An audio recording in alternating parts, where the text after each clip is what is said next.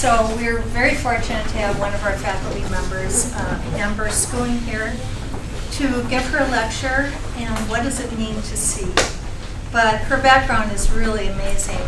She had received her BS from New York University, her MFA from American University with a 2-year program in Italy, her PhD in philosophy and art and critical thought at the European Grad School in Switzerland. She's published a number of books titled Quantum Art, and I think she's very well qualified to carry on with the perception of what does it mean to see. So I'll give it all to Amber. Thank you.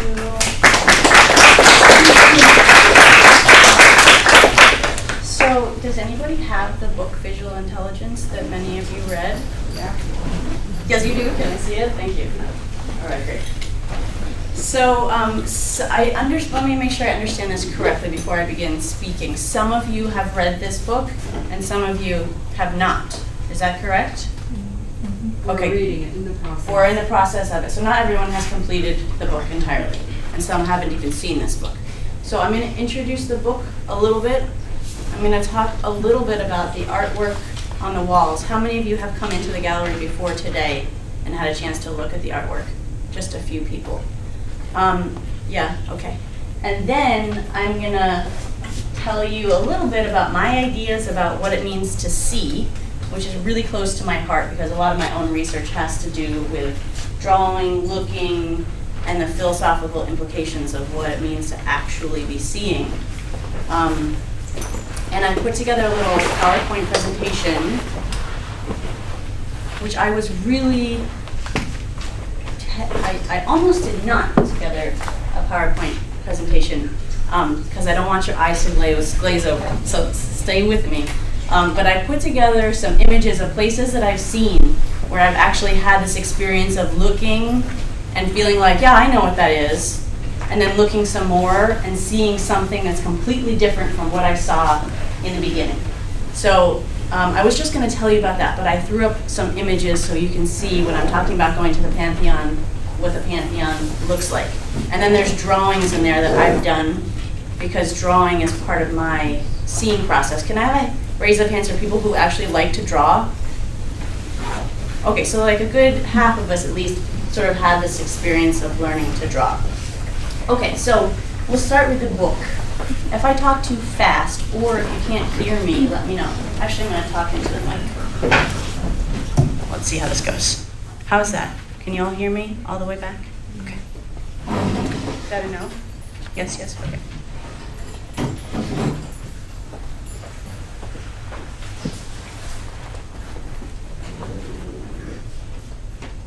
So, I'm also the John Berger Fellow at the European Graduate School. John Berger was my friend, mentor, and I brought this book because it really goes along with visual intelligence. It's called The Sense of Sight, and I'm going to read you just a little bit from that book as well.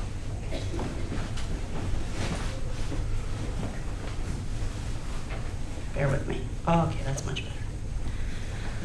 Okay, so visual intelligence. So I would say that the main idea in this book is actually really simple. And it is that seeing is an infinite process. So what does that mean? It seems as if what is out there is clear and stable and objective, and we can either look at it or not look at it. Would everybody nod that that seems correct? And then when you learn to draw, when you spend time looking, it seems like the more you look at it, the more the thing changes. And then, if you're really involved in the seeing process, you get confused. Has anybody had this experience?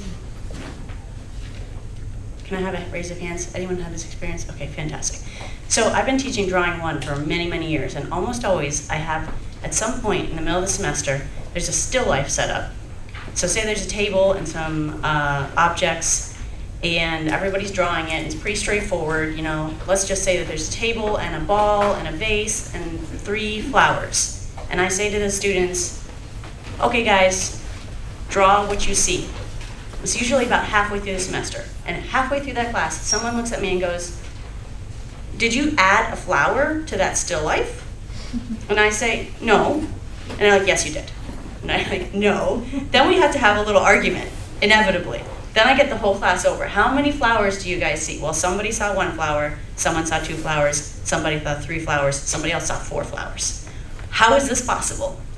And half of them believe that I secretly stuck some more flowers in there because they cannot conceive that they were looking at that thing for a half an hour, for an hour, for 2 hours, sometimes 5 hours, and they didn't see something so sort of simple as it's a still life with 3 objects and 3 flowers. They've missed an entire object. Okay, raise of hands for who has had this experience in some way. Good. So it's not really that special. It happens to everybody. And if you continue to draw and look, it will happen to you as well. What explains this? Okay, so the short answer is that seeing and perception is super complicated. We think that it's fairly simple. There's the stuff out there and we see it or we don't. It's not really that simple.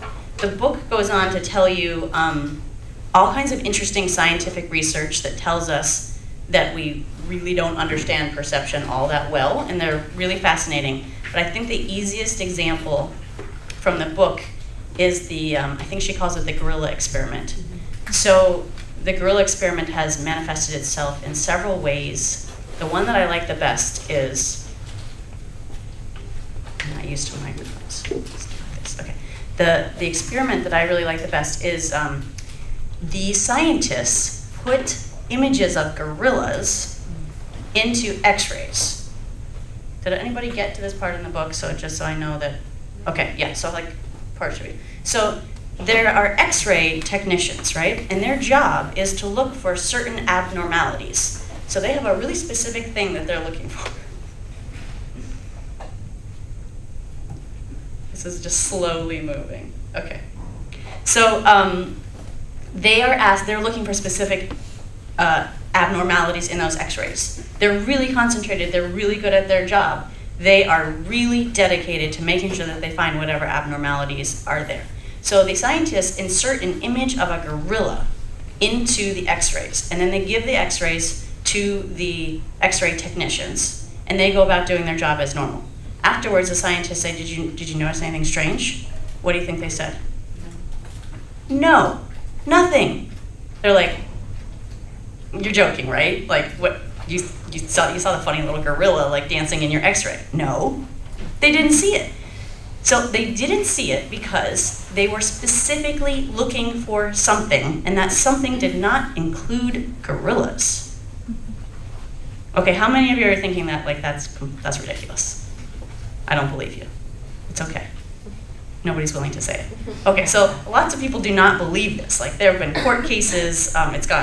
It's gotten very intense. This kind of idea about attention and seeing.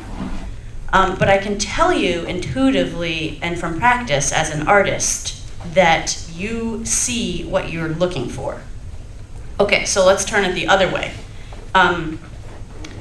There is a scientist named Mcgill Christ. Now, this is not in your book. He was an artist, and then he became a neuroscientist, and then also a philosopher. Super interesting mix. So he studied birds, the attention of birds, and what he found out was when the birds are looking for food, they have a really specific intention, and that intention is basically deciphering between a seed and a pebble. So the birds, imagine you guys are all birds, you're all looking at the ground, and you're going pebble, pebble, pebble, pebble, pebble, pebble, pebble, seed, right? Go for the seed. That's all your brain is looking for. If there was you could imagine that if there was a gorilla in that case, the bird might not see it. There's another part of the bird's brain which is scanning for the unknown, and that's because there could be a big, scary animal up there that's gonna swoop down and eat them. So he has 2 types of attention. One is allowing for the uncertain and the unknown. Because if he's looking for something specific, he might not see it because he doesn't know all of the things that might swoop down and eat him. On the other hand, when he's looking for a seed, if he's not thinking seed, seed, seed, seed, seed, he's not gonna see it. Have you guys ever tried to like pick out something from, I don't know. Have you ever had the experience of walking around and looking down at the ground at pebbles and rocks? They all look the same. Yeah. So we, as humans, also have these two types of attention. One where we're looking for something, and one where we're allowing for the unknown to happen. And we actually perceive the world differently when we do that. So that's the most interesting thing to me about this sort of idea of visual intelligence. And that's what I'll say about the book. And then we'll turn and look at these paintings around you. So in honor of this book, we're going to give ourselves a moment, because part of what this book is telling us is that we're so fast we don't have time to observe. So let's just take a moment of silence and look around, see if you can actually put your eyes on all the paintings. You'll have to turn your head around, you might have to move in your chair. I'll give you a second.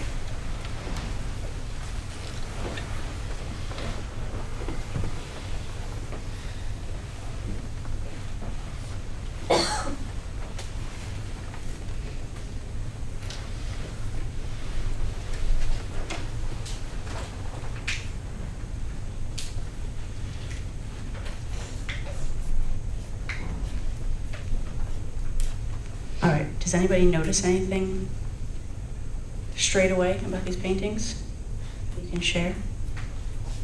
Anybody? Yeah? They're all colorful. Yeah, they're colorful. What else? Yes? They're similar to each other, drawing-wise. They're similar to each other. Yeah, good observation. Yes, in the back there. Like they all have eyeballs in them. They have eyeballs in them. Yes. Yes. So I just looked at this wall, but I've noticed the one on the far left has a floating effect. Yes. Kind of a halo effect. Right. And then if you go all the way over here to the opposite, with purple background, in a different way, created differently. Mhm. Same idea of floating. Excellent. Anybody else? Anybody who sees things back there that we can't see? What do you see inside that yellow hand, those of you who are close to it?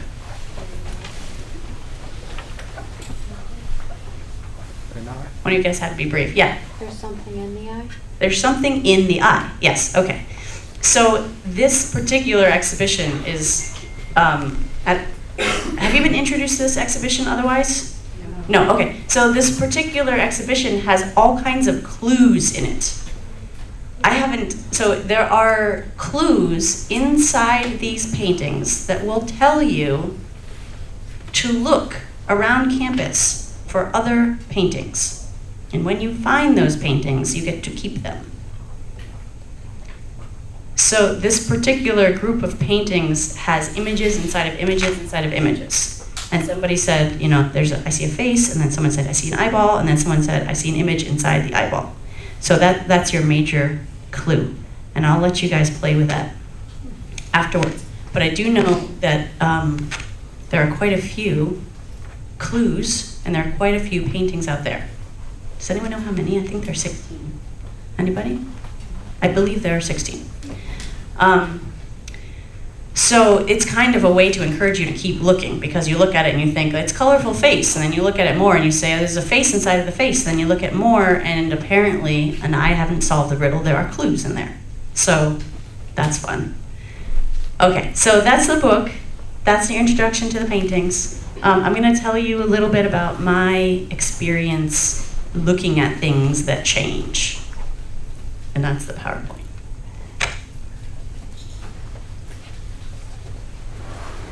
Okay, so here are the main ideas that kind of guide me. And it's important to say that these ideas have come directly from looking and making art. They're not ideas that came to me from reading philosophy. The philosophy came from looking. So the first is that seeing is infinite. So in other words, the more you see, the more the world is changing. The more the world is changing, the more you see. It's never finished.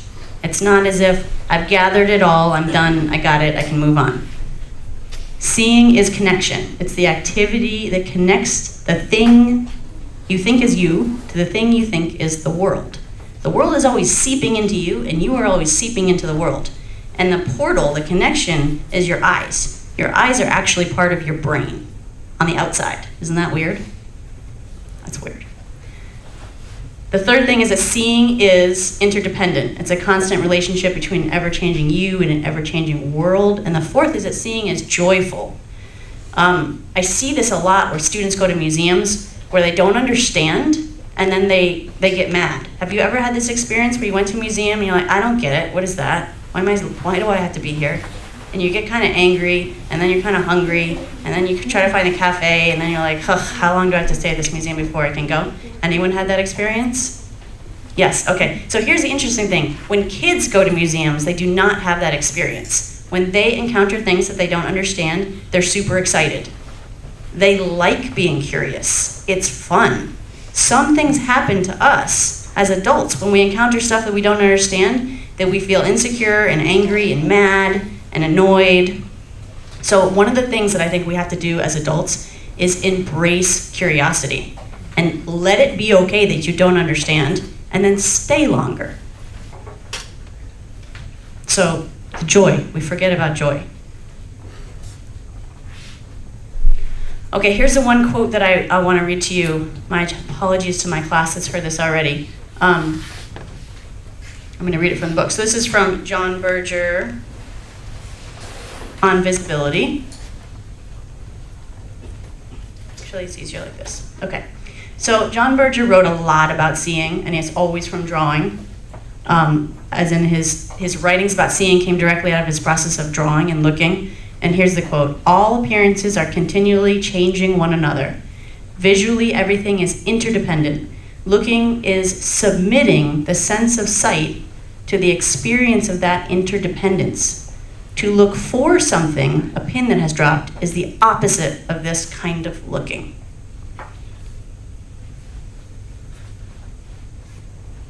Okay, so now I'm going to get you to some actual experiences that I've had looking at stuff.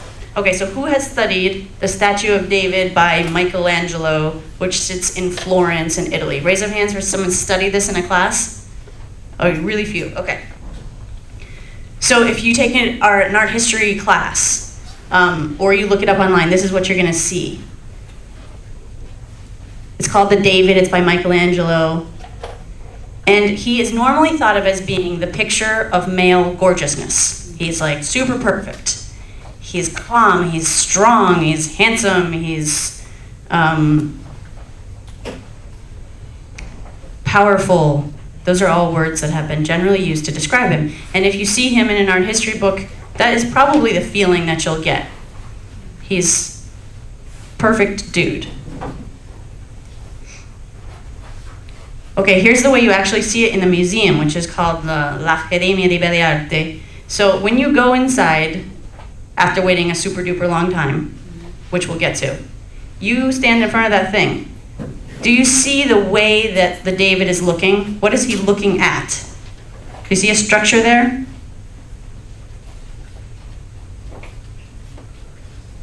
Can you guys see that he is staring right at this column there?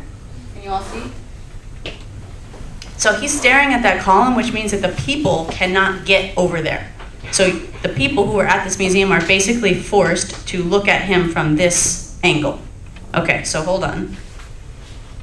This is the view of David's face as the sculptor is making David. Does he look super chill and calm and poised? And no. What does he look like? Worried. Does someone say worried? Tense, worried, frightened maybe. Yeah, so like the opposite of what for sort of almost centuries now people have been assuming that the David is. Which says something about our history also, but a lot about the position of this thing and how you can observe it. Okay, here's another one of his face. So I don't know if you can read it in the eye, but he's sort of full of anxiety, which I would say that anxiety is the opposite of calm peace. So this David that we have thought for hundreds of years is super calm and peaceful is actually like having an anxiety attack. Okay, now this is what most people in Florence see, because the line to get into l'Accademia di Belle Arti is forever long.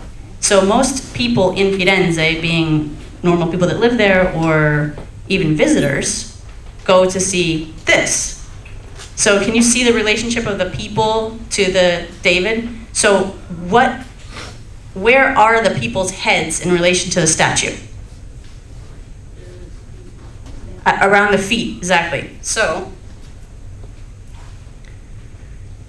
that your head is sort of near the feet. Now, generally, you see the statue, you want to walk right up to it, and so this is what you see. Now, no one is going to want to say this, but what are you looking at when you're standing underneath him, looking up at him? We're in college, you're allowed to say it. His genitals. And although it's hard to see in this picture, his genitals are abnormally small in comparison to his figure.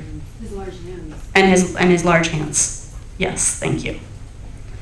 So these are the things that you really don't see unless you spend some time with the statue, do a little research, and really just walk around it and look at it.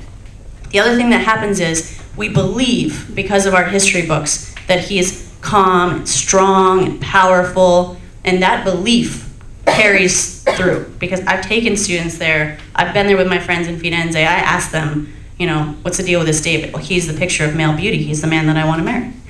Or be, or marry, depending on what your point of view is. And when I say, but his genitals are really small, they go, I never saw that before. I'm like, really? Because you're staring at them.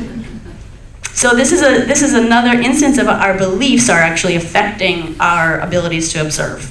So my main advice for people is to try to do two things. One, when you're observing, when you really need to see something, try to let your beliefs fall away. Try to suspend your beliefs. The second thing is harder. Say to yourself, the things that I believe might be false. This is really hard because we are sort of trained to gather knowledge and then feel, good about it. And I'm telling you, you should take all that knowledge and let it go. And second, you should probably say, I'm going to let it go, and maybe it's not true. It may be true, but the ability to say, I don't know what that is, I don't know what I believe, what I thought I believed maybe isn't true, will let you see the thing physically. It's not a metaphor. Then once you've seen the thing, you can assess. This is what I've been told. This is what I've seen. This is what somebody else saw. What's going on here? They don't all match. Does that make sense? Okay. Okay, so here is, I'm going to show you some images of the Pantheon in Rome. Has anybody studied the Pantheon in a class at some point? It's a building in Rome, only a few. Okay, so it's a building that was built, it's pre-Christian, it's built in Rome. It's a dome that eventually got these columns put on it. But what it's really famous for is its oculus, which is a hole in the ceiling, circular hole in the ceiling that the rain comes through. So if you look up an art history book, this is generally what you see. And what I studied about the Pantheon is that the light comes through this hole and it shines inside the building like a spotlight. And as the sun moves, that circle of light moves, which is true, and it's really beautiful. If you look straight up at it, you're kind of blinded. Here's a shot that I took with my own camera, so you can see that it's really hard to look at that hole in the ceiling. So I drew it. So here's me drawing it. It took maybe 2 hours to draw. I didn't really know what I was looking for. It's sort of like impossible to see the whole thing at once because it's literally surrounding you. It's a dome. So the ceiling is a dome and there's a hole in the ceiling. So it's very difficult to draw the thing. It's difficult to look up because actually you're craning your head like that. And the light is sometimes blinding you. But anyway, I'm trying to look up. In the hole there it says il cielo, which means the sky, and over here it says luce, which is the light. So I'm trying to show what the pattern is in the light. So I had this incredible experience. I was there with my students. We're drawing for 2 hours. Everybody's drawing different things. And all of a sudden, I see a bird swoop into the hole, come down into this space, fly around over the tops of the heads of all these tourists, and fly out. And I thought, oh my goodness, this whole time I've been looking at the way the light is shining inside the Pantheon, but I have never looked up and out of that hole and realized in my mind that this thing was built so that we could observe the skies, the heavens. The Pantheon means all gods, and they were interested in the heavens. So here I am totally concentrated on the light coming into the building and not thinking about how that's a portal to space. So then I really sat there and looked at it, and as I looked at it, my eyes adjusted. Because have you ever had this experience where you look right into the light and you're like, I can't see it? So I kept looking at it, and my eyes adjusted, and I began to see the clouds racing by. And all of a sudden, the space got huge because it was no longer a building. It was a building plus the skies plus everything that was beyond it. So this was like, I brought up with zero religion, and I would say this was the most religious experience I have ever had. It was absolutely gorgeous. So that was my experience in the Pantheon. I wouldn't have had it if I had not stayed. So like my main message here is slowness and keep looking. The other interesting thing that happened is as I began to see the sky, I could then see the outline of the oculus, and I realized that it's not a perfect circle. So the whole time I thought it was symmetrical. In fact, it's jagged and pieces have fallen out, and it's kind of all wonky, which was also really interesting. All right, so the next one is kind of funny. Actually, this one isn't as funny, but the next one will be funny. So there are 3 interesting Caravaggio paintings in Rome. The first one is The Calling of St. Matthew.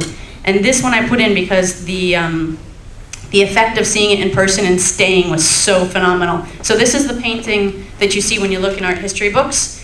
And you'll see that it's fairly square, that there's light coming in that's shining on some people sitting at a table. Can everybody see that even from way back there? Okay.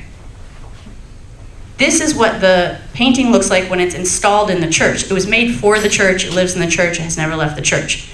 Caravaggio knew that it would go there. The painting is on the left side. Now, you might be thinking, I can't see it. How many of you are thinking, I can't see it? Why'd you put that painting up? I can't see it. You can't see it. Here's the people standing there. So you're standing on the outside of this nave, looking into the left, and you can barely see it. So it's like one of the most famous paintings that exists, and this is the way you have to see it. Like, can I get in there? You know? Plus, that's a small group. Usually there's even more.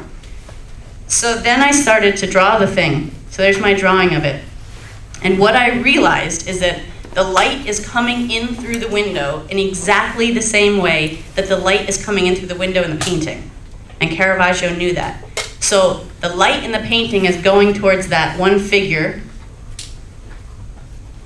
right there. And the light coming through the window is also shining on that figure. And this painting is The Calling of St. Matthew. So it is a religious metaphor. The light is shining directly on that figure who will then get up and follow Christ out the door. The other interesting thing is that all of the people in these paintings are basically bums from the street in Rome. Not basically, really. So instead of using idealized figures, they are real people that Caravaggio knew. Side note. Okay, so then there's 2 more paintings that are in a similar nave, the Conversion of St. Paul and the Crucifixion of St. Peter's that I went to see. Here's one of them. What do you notice first? What's the biggest figure in that painting? Thing? Object? Animal, yeah, the horse, right? So you're like, I see a big horse. And here's the other painting, in which you see a figure being lifted up on this plank. Okay, so that's how you have to look at it in the church. So again, it's in this little nave, and you can't look at it straight on. So then I began to draw it. Here's me drawing it, trying to understand that. So that's the one I'm looking at. There's me trying to draw it. Now, the proportions are not working, and I cannot figure out why. Here's me trying to draw it again. I'm like, maybe I need to spend more time and come back. This is a week of drawing this thing. Then I realized you can't look at it straight on. The proportions don't make sense because I'm not looking at it straight, square on. In fact, nobody can look at it straight, square on. Painting is skewed, and Caravaggio knew that the painting would be skewed because everybody is looking at it from the side. Okay, here's the funny part. So then there's this painting. Now I studied all this stuff because I was studying art since forever. So I had drawn this painting many times, and I often thought, why am I spending so much time drawing a horse's ass? Right? It's a little odd. You have all these religious Renaissance paintings, and you have this big horse's butt. What's going on? Well, do you see? This is the Caravaggio painting, and that is the Caravaggio painting. Do you see the painting in the middle?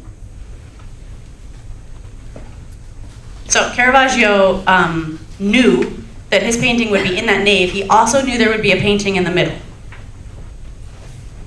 The painting's by Caravaggio, and there's the painting. So now look again at that horse. What is that horse's butt facing?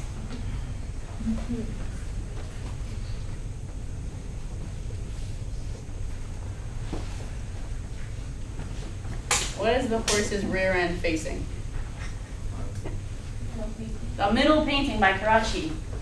He detested Caravaggio. He was so annoyed. He didn't want his paintings to be seen next to the Caravaggio painting. So this is his way of letting it be known that he did not appreciate having his painting,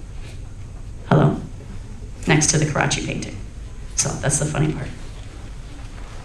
So you would not know that unless you stood in front of that painting.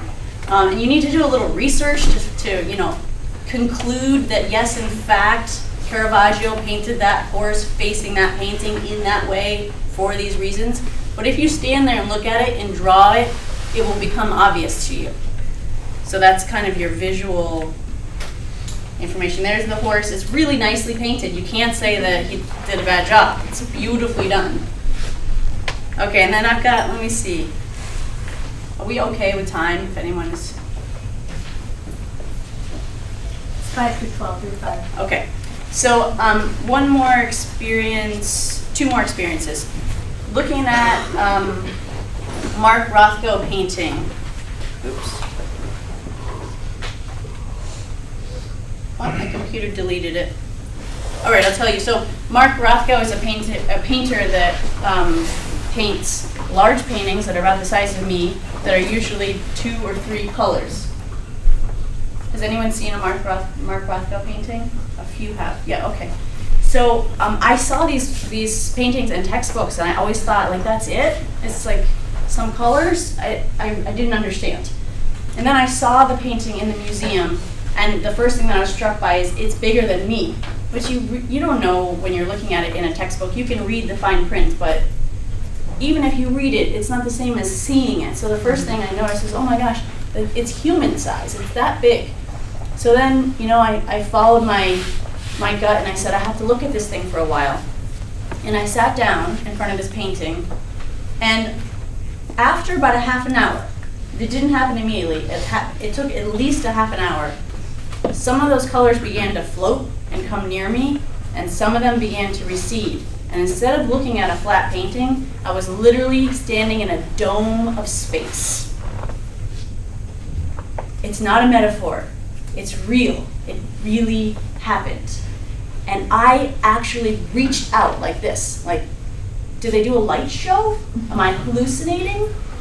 And at that time, somebody spoke. I heard somebody's voice, and it changed my attention. And all of a sudden, I kind of I lost that space that I was in. So, again,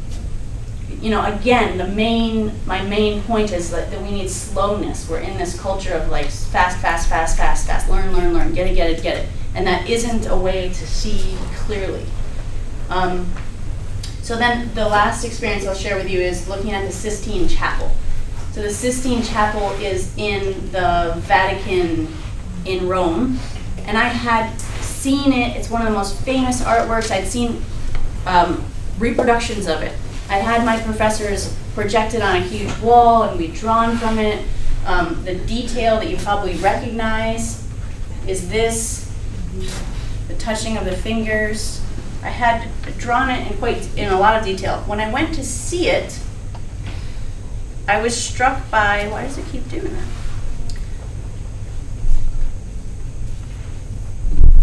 When I went to see it, I was struck by how small the space is. So the Sistine ceiling, the painting is up on the ceiling, and those are the people inside the small chapel, and the room is probably like the size of this room. So imagine like a horde of tourists come into the room. They only allow so many people in at a time because it's like a fire danger. So you're in this really small, cramped room, and then you've got to do this, which is like super uncomfortable. If I ask you guys to do this for a half an hour, you're all going to get a crick in your neck. But you want to look at it for at least a half an hour because it's stunning. So 2 things I didn't realize. It's really small, and you walk in and everybody's doing that. And you do that because you've been told that the Sistine Chapel has this beautiful ceiling. Well, what I did not at all realize, oh my gosh, it's erasing images for me. All right, what I didn't realize, wow, technology. I literally just erased the last 5 images. Okay, what I didn't realize is that the floor of the Sistine Chapel is phenomenal. There's all these colored tiles, which I believe are marble. They're about this big, and they're inlaid, so the floor is totally smooth, and it's making all these gorgeous patterns. I mean, absolutely mesmerizing. So when I went in, I basically was like shoved in with all these people, like you can't even stop walking. And then everybody looks up, and you look up, and then people kind of go, oh, my neck hurts, and they leave. So I sort of walked back to the edge of the building, the room. What you saw was a picture of me drawing the floor. I walked back to the edge, so I have a little room, and I said, okay, don't assume you know everything about the Sistine Chapel. Don't assume you know everything about the painting. Take some time to observe. And as I'm looking, as I'm scanning, I see all these beautiful bits of color popping up. I'm like, what is that? And I look between the people down, and I see that the floor is this brightly colored, beautifully patterned, intricately inlaid, gorgeous thing. And I start drawing the floor. And from that time on, I go to the Sistine Chapel to draw the floor, which is great because I don't have to crane my neck. But I would never have seen that if I hadn't waited and tried to be a bit slow. My last example for you is not my own work, it's my colleague's work. And I had a picture of him, but I'll just tell you about it. So his name is Paul Salopek, and he is a journalist. A career which is pretty similar to art making in that he's observing the world, trying to understand it, and then trying to communicate it. And he had been a conflict journalist. So he had covered the Middle East and Africa. He had been at one point captured as a spy, as journalists often are, and Obama had to get him out. He won 2 Pulitzer Prizes. He had sort of done what there is to do with real major conflict journalism, and he realized that he could never really get the story because he was literally being dropped in by a helicopter. He would enter the conflict zone. He would try to talk to as many people as he could. He would try not to get captured, and then he would be taken out. And then he would write the story. But with that kind of speed, you can't observe the whole story. So he thought for a long time, and he came up with the idea of walking around the world. It's called the Out of Eden Walk. So he literally started in Africa, and he's walking the path of human migration. And what happens when he walks is that every part of his ability to observe changes. The slowness, the physical slowness changes his method of observation. Just think about how you see the earth from a plane versus how you see the earth from a car, or how you see the earth as you're walking. So his physical process of observing changed. And then the people who met him changed their attitude to him because he wasn't dropping in on them and going, who are you and what's going on? He was slowly entering their life, slowly walking into their village, slowly understand what is going on. And the other thing that he gained was this very wide perspective and the connection between the places that he was studying. And we could go on and on about, all the interesting things about that process, but the thing that is most important to me is that he slowed himself down, literally to the pace of a walk, in order to observe those places in a different way that's hopefully also clearer. And he's Paul Salopek. It is run by National Geographic. So if you're interested, you just look up National Geographic Paul Salopek, and it's called the Out of Eden Walk. So that's the conclusion of all of my own experiences and projects that I know about that I wanted to share with you. Does anyone have questions about the book, Visual Intelligence, the paintings you see, the hunt that you guys are allowed to go on, and his last name is also Hunt, which is pretty funny, or any of my experiences of looking at stuff? Yes? Did you create any of the artwork in the art gallery here that's presented? I can't hear you, I'm sorry. Did you create any of the artwork that's on display here? Did I? Yes. No, so all of this is by the artist whose last name is Hunt. Oh. They're all his paintings, and he made them, I believe, specifically for this gallery and this university. And inside them are all these clues to find artworks that are outside the gallery. I'm also told that there's one painting that's a key for the rest of the paintings. Anybody else with questions? Comments? Are there any needed closing remarks?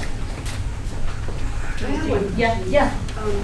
So you've been at this for a little while, so have you noticed in the age of technology how that's challenging your ability to slow down and to see? Yeah, so you guys, the question was, have you noticed in this age of technology that technology is challenging your ability to slow down and see? Yes, big time. What I've specifically noticed is the attention and ability to observe of my students. Because you all are millennials and you were born with the internet, you have a certain expectation of how fast things will be. And I think there is a belief in your mind that fast is good, or fast is better, or fast is best, or fast is positive.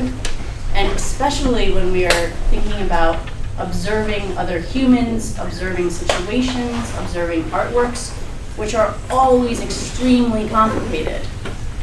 Fast is not best.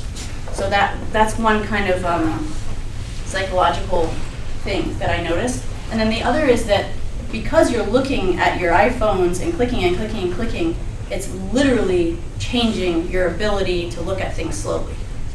So whereas before it might take me 2 or 3 classes to get my drawing students to slow down and look more, now it might take me 2 or 3 semesters. So I do believe that it's literally changing your neuromatter in your brains, which is something scientists are studying right now, and it's affecting your ability to think. One of the reasons that I thought this book was good is because if we slow down and look at artwork, or strange situations or anything alien to us, and take the time to allow it to be not understood, it will help you learn to think and observe in your world in general. And that is, we need that kind of ability to observe our world if we are to not live in a world of constant conflict.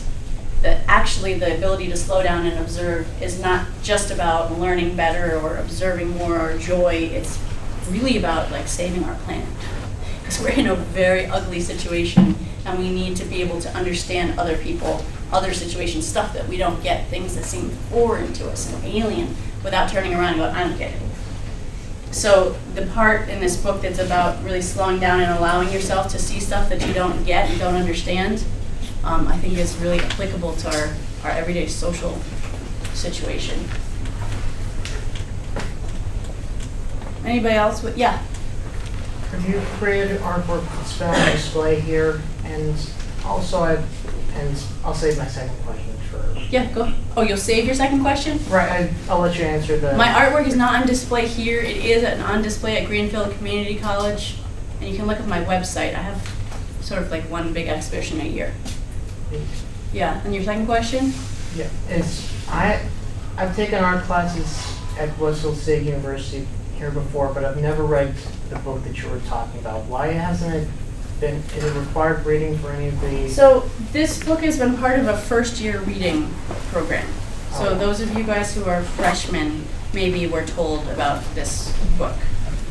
I will say that in full honesty, because looking is also about honesty, the tone of this author is not always helpful, kind, or interesting. In fact, it's condescending and blaming. So I would actually not give my students this book to read. That said, we should read things that we disagree with, and we should talk about it. That's a really good thing. But she basically says, y'all are bad at observing, right? Yeah. And then she gives you a bunch of tests, like, okay, so everybody, I looked this up online yesterday. She gives you this test that says, is the Statue of Liberty holding her right hand up or her left hand up? And I got it wrong. And then she basically says, ha, you're bad at observing. Well, and then she goes on. It goes on and on. What's the correct image of the penny? How many sides are there on a pencil? How many steps are there in the steps to your university that you climb every day? Yada, yada, yada. And of course I get everything wrong. And then she basically says, aha, you're a bad observer like everybody else. But isn't her focus based on applying a unique version of looking towards mostly utilitarian things and situations? Doctors and medical students and cops and soldiers and, how does that book address looking at art? So it's supposed to address humans looking in general.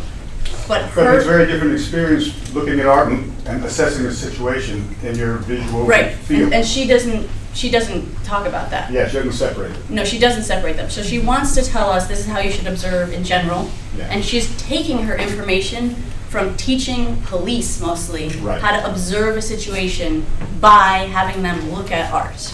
And then she's taking that situation and she's saying, all of you, here's your way of, this is how you should look in general. This is how you should be observative human beings. Mhm. Yeah, so it is a major problem in her premise. But my bigger problem is, if you observe absolutely everything, it's almost impossible to go through your daily life. We have to sort out things that we can observe and deal with and things that we can't observe. Otherwise, you wouldn't function. You wouldn't, you wouldn't hear the phone ringing. If you heard every single noise that's out there, you wouldn't be able to hear the phone, drive your car, listen to your teacher, answer the question, yada, yada. So we're constantly filtering. There's more information than our brains are holding on to. And that's not necessarily a bad thing. She kind of blanket says, y'all are not observing. I think we should more think about it this way. Our ability to observe and our ability to see is far more complex, far more interesting, and far more vast than we have yet understood. What we do with that is really up to us. Observe every single tiny detail. Probably not helpful for artists, probably not practical for everyday life. I know people that observe everything, they can't help it, and they are on medicine for that because it drives them crazy, right? So this sort of here's the way to do it, utilitarian sort of method, I think does not work for all humans. But the message that I do like is observing is actually really complicated.